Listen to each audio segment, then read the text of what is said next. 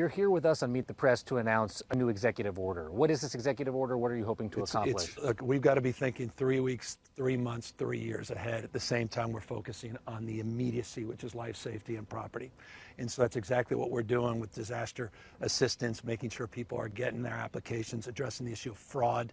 And that's an issue we've got to address, price gouging. So executive orders on price gouging, recovery. We want to get inspections, units like this. We want to get our inspection teams out here. They're already starting to get out here. We've come up with some timelines so we can get within the next few weeks all that done so people can get their insurance claims. We can then start the big contracts to remove the debris, to address all the hazmat issues. Same time as I got to button up the canyons here as it relates to potential flooding of a lot of atmospheric rivers. Remember, we're in the middle of winter. This is January.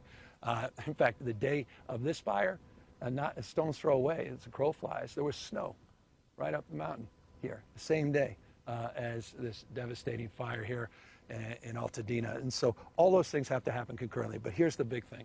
I'm worried about issues of rebuilding as it relates to scarcity, as it relates to property taxes, meaning scarcity of resources, materials, personnel. I'm worried about time to getting these projects done. And so we want to fast track by eliminating any CEQA requirements. I got Coastal Act changes that we're making. I want to make sure when someone rebuilds that they have their old property tax assessments and that they're not increased. So all of that's been done in the executive order we just announced. CEQA, Governor, and the Coastal Act are both environmental regulations. And if you're going to be suspending those temporarily, are you concerned about problems that may result from the suspension of those environmental regulations and a potential abuse by developers? Yeah, we're not going to, and within this executive order, we frame those abuses. We basically bookmark that in the context of maintaining the existing footprints. The Coastal Act, they allow just a 10% variant, so we're going to be very mindful of that. California leads the nation in environmental stewardship. I'm not going to give that up, but one thing I won't give into is delay.